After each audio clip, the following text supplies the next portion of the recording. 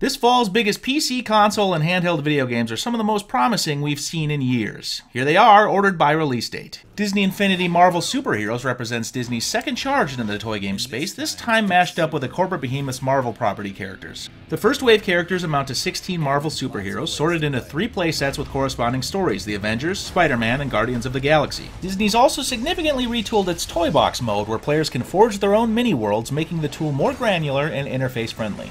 Hyrule Warriors is a Zelda game stripped of most of the storytelling, role-playing, and exploration, but replaced with a stepped-up combat system. In other words, it's not a proper Zelda game, but it sounds like it's more than just a hack and slash in that it rewards thoughtful execution of balletic battle maneuvers over thoughtless button mashing. With Middle-earth Shadow of Mordor, imagine the Arkham series' sophisticated combo-driven arena-style combat merged with an emergent simulation of gang hierarchies and volatile vendettas. Push the game's artificial intelligence and it pushes back, though even inaction is a form of action. Watch the time march by and your enemies will evolve and strengthen independently to become even tougher foes. Forza Horizon 2 is 3 times bigger than the original Forza Horizon, with improved Drivatar technology based on the driving attributes of real players on your friends list. There's a big emphasis on graphics, like how light now refracts through drops of moisture. The render tech plausibly simulating something as intangible but essential as the Earth's atmosphere. Toy game pioneer Activision returns with another Skylanders. The most interesting development this round may be Activision's support for mobile devices, whose specially tailored Traptanium portal includes a tablet holder, it works like a kickstand, as well as a wireless gamepad, letting you play the full game just as you would on consoles, but on the go. Super Smash Bros. For 3DS is a big deal because the 3DS is still a big deal. That, and it's been 8 years since we've had a new Smash Bros. Game. The twist this outing is that you can modify Super Smash Bros. Characters, transfer them between the 3DS and Wii U versions of the game, or train characters using Nintendo's upcoming Amiibo toy game figurines. After a series of delays, Sony's Driveclub is finally getting ready to launch. While it's hard to get a sense for what makes Driveclub drastically different from other road racers, the novelty here seems to be cooperative play. You can form clubs of up to 6 players, each working to advance your club by completing challenges. Project Spark is Microsoft's game about making games, a kind of 3D fantasy playscape you can reshape from macro to micro, retooling the way objects behave down to the smallest levels, all of them reshareable with other players. Alien Isolation is a game set between the events of the films Alien and Aliens that's specifically not another rambunctious alien-killing glorified shoot-'em-up, but rather a thoughtful horror stealth game starring you as Amanda, daughter of Ellen Ripley, sleuthing for information about your missing mother on a derelict space station. The Evil Within is a new survival horror game directed by the creator of the Resident Evil series. The game's plot sounds awfully cliched: an unwitting detective, a ghastly murder, a phantasmagoric asylum, and an unstoppable supernatural force. But the idea was to subvert survival horror conventions by slowing the pace, fractionalizing access to weapon ammo, and revisiting the land of ridiculously cramped confines. If you're rocking a computer or last-gen console, you're in for a very Borderlands 2-like experience with Borderlands the pre-sequel. The story this time follows the last game's villain, Handsome Jack, and his turn to criminality. The twist? Low or no gravity motion mechanics that'll force you to rethink how you get around, since the game transpires both on the moon and in space. If you're not put off by the notion of a game that unfurls at the pace of paint drying, this is quite possibly the most important PC game to come along in years. Sid Meier's Civilization Beyond Earth is a spiritual successor to Firaxis' Alpha Centauri, building on the turn-based strengths of Civilization V's resplendent new engine and shift to hex-based play.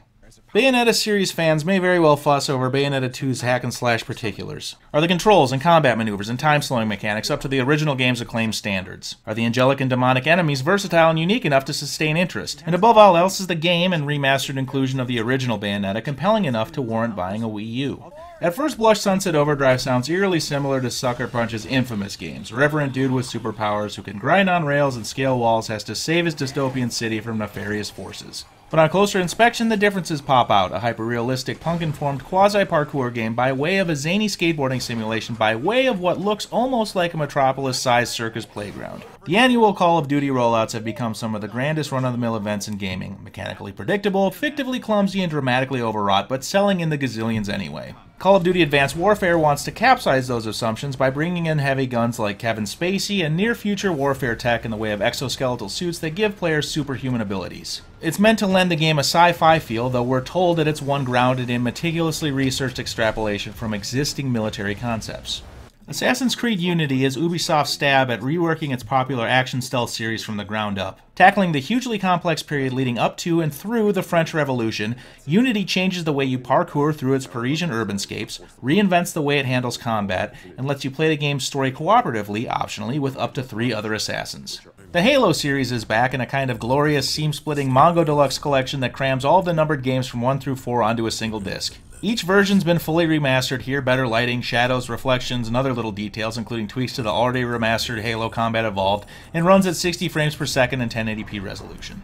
Picking up where LEGO Batman 2 left off, this threequel pits Batman and friends against Brainiac, the alien android better known for harassing Superman. Not to worry, Superman is here, along with some 150 other heroes and villains from DC's storied universe. You'll have to dust off those last-gen boxes to play the narrative sequel to Assassin's Creed 4 Black Flag. Its story bridges Black Flag and Assassin's Creed 3, as in Black Flag, Rogue's naval game will predominate, only here you're sailing through ice-riddled boreal seas as an Irishman and former member of the eponymous Assassins, who's mysteriously switched sides and joined the Naval Templars. Get ready for Blizzard's 5th expansion to its MMO to rule all MMOs. The new features probably won't bowl you over. The level cap is now 3 figures at 100. The game's getting its customary graphical uptick and a smattering of new dungeons and raids. And Blizzard's adding user-created garrisons that let players recruit in-game characters to handle loot-gathering busywork. Dragon Age Inquisition revamps BioWare's dark fantasy series by opening up the game world. It's not Skyrim-sized, but far bigger and spread out than the last 2 games. And it delivers a combat system that, while still action-oriented, allows for deeper strategic, tactically nuanced, and pre-planning-driven battles.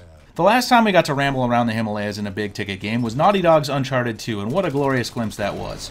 Far Cry 4 looks to be far prettier, but unlike Uncharted 2, it's a sprawling open-world shooter that models the mountainous microcosm of a playbox you get to tramp around, snared by the horrors of a regional civil war with incredible verisimilitude. One of LittleBigPlanet 3's biggest changes is that instead of the series' lovable burlapped adorned but ultimately singular protagonists, the game will have 4, each with unique abilities designed to complement the others. And if you've already invested in either of the last 2 games, Sony says the content, in particular all the user-generated levels, is transferable to LittleBigPlanet 3. Grand Theft Auto 5 has been around for nearly a year, but it's on this list because Rockstar's remastered version may well outsell everything else this fall when it lands on both of the new consoles. It's the 6th best-selling video game of all time, courtesy of the PlayStation 3 and Xbox 360, and the best-selling game of the past half-decade.